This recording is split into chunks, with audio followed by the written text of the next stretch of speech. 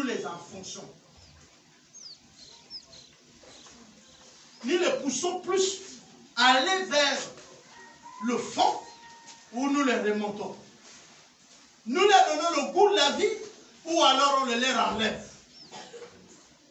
Parce que ce qu'on dit aux autres peut permettre à ce qu'eux ils ont envie de vivre. Ou alors ils ont envie de mettre fin à leur vie. Beaucoup d'entre nous sont aussi en suicide. Quand tu connais la vérité et que tu ne l'appliques pas, tu fais quoi? C'est un suicide. Bien-aimé, qu'est-ce qu'on cherche? Quand on sait que tout ce qui est sur cette terre passera.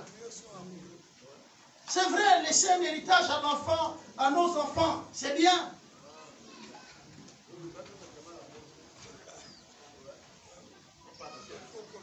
C'est vrai, en tirer profit de ce monde, c'est une bonne chose. Mais n'oubliez pas que notre royaume est céleste. N'oublions pas que nous sommes de passage sur la terre. Et que nous devons investir plus pour le ciel que la terre.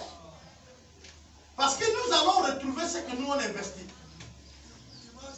Alors, tout au long de cette semaine, ce serait ma prière que le Seigneur fait voir à beaucoup d'entre nous ce qu'ils ont déjà investi. C'est ma prière, j'ai commencé depuis hier à prier au Seigneur de permettre à ce que chacun d'entre nous voit ce que lui, il a déjà mis au ciel. Ou alors vous-même, commencez à réfléchir. Assurément, vous savez ce que vous avez mis au ciel. Vous voyez qu'il n'y a rien. Je termine alors par ce verset de Luc. Prends donc garde que la lumière qui est en toi ne s'éteigne. Prends donc garde que la lumière qui est en toi ne s'éteigne. Donc, par notre attitude et notre manière de faire, nous pouvons atteindre la lumière, nous pouvons éteindre la lumière qui est en nous. Nous pouvons l'éteindre, bien aimé. Notre comportement, notre façon de faire peut nous amener à éteindre cette lumière. Vous savez, parfois, notre cœur, Dieu nous dit de faire des choses, mais nous freinons. J'ai dit à quelqu'un, il n'y a rien de l'extérieur qui peut nous séparer de l'amour de Dieu. Rien. Si vous voulez quitter l'amour de Dieu, c'est vous-même, parce que Dieu vous laisse le libre arbitrage. C'est un bon matin, vous décidez de ne plus prier. Ne dites pas, Dieu, ça là, on n'attribue pas ça aux démons. La Bible dit, même la mort, ni l'épée, ni les ténèbres, ni les démons, ni qui que ce soit ne peut vous séparer de mon amour. Donc, si un jour tu ne pries plus, tu n'aimes plus Dieu, tu es distant, n'accuse personne, même Satan viendra dire, je ne suis pas responsable. C'est toi-même. Ça vient de ton cœur, du plus profond de toi-même. C'est pourquoi on n'éteint pas. Parce que tous les jours, tu entends Dieu te dire, fais-le bien, tu as un morceau de pain, tu as même 10, et il y a quelqu'un qui a faim à côté, Dieu te dit, donne. Tu dis non, et ils m'ont toujours embêté ici, Seigneur. C'est toi qui parles avec le Seigneur. Ça se passe dans la tête. Je dis encore, ça se passe dans la tête. Tous les jours, vous dites, mais le spirituel se vit comment? Mais au quotidien. La vie chrétienne se vit au quotidien. Les actes que vous posez à l'extérieur ne sont que le reflet de ce que vous êtes à l'intérieur. Les décisions qui ont été prises dans votre fond intérieur. Voilà là où ça se vit. Le combat est là-bas. Et chaque jour est un combat. Vous dites que vous faites des combats spirituels. Vous êtes maintenant puissant. Vous avez les prières. Vous avez les jeux. Commencez à traiter votre comportement. Commencez à aiguiser votre oreille. Afin d'entendre la différence qu'il y a dans la voix de Dieu et dans la voix de l'ennemi. Sachez qu'il y a 3 voix. Il y a celle du diable, qu'on appelle l'ennemi. Il y a la voix de ta propre conscience. Des choses que tu as apprises de tes parents et de ta vie. Et puis il y a la voix de Dieu. Et tous les jours, nous sommes confrontés à faire des choix. La décision que je prends vient de quelle partie? De mon intellect? C'est-à-dire de ce que j'ai appris, de ce que je sais, de mon raisonnement. Ou alors, c'est du diable? Non! C'est de Dieu.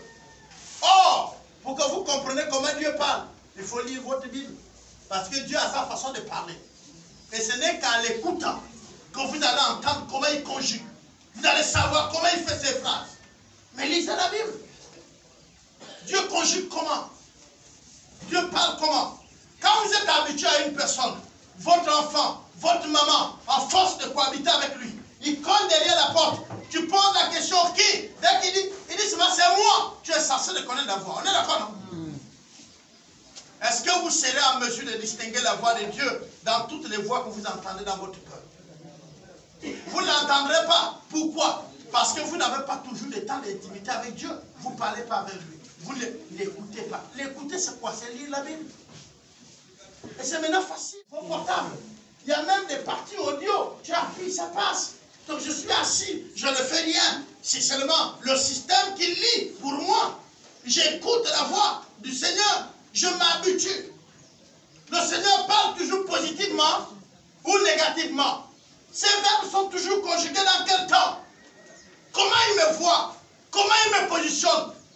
Lui me parle toujours en murmurant au fort. Je dois connaître, je dois être capable de connaître la voix. Bien aimé, il y a des conflits qui nous font perdre du temps. S'il y a des églises qui disent qu'ils sont bons dans la prêche, gloire au Seigneur, l'évangile avance. Vous comprenez? C'est là qu'il y a un problème. L'autre dit, moi pour construire les églises, c'est partout. Si tu as même l'argent, tu l'as dit, je contribue. Il n'y a pas de problème. Nous sommes tous en train de faire quoi? Faire avancer le haut. Oui, dans un corps il y a les pieds, dans un corps il y a les mains, dans un corps il y a les yeux, dans un corps il y a les cheveux, dans un corps il y a le nez, dans un corps il y a le cœur qu'on ne voit pas. Il y a des églises que vous ne saurez même pas qu'ils existent. Mais pourtant ils sont là et contribuent au corps de Christ. Vous comprenez ça? Le jour que vous allez voir les poumons, c'est fini. Mais il y a ce que vous appelez les petites églises, mais qui sont le poumon de l'église, du corps de Christ. Dieu seul connaît. Ce que je suis en train de vous dire. Soyez positifs. Donnez de l'espoir. Ne soyez jamais aigres. Changez les vies de ceux qui sont autour de vous. Soyez les agents du changement. Quand même la personne qui vient vers toi est négative, sois positif. Vous ne pouvez jamais repousser le mal en rendant le mal. Faites du bien au maximum et le mal va reculer. Prions le Seigneur.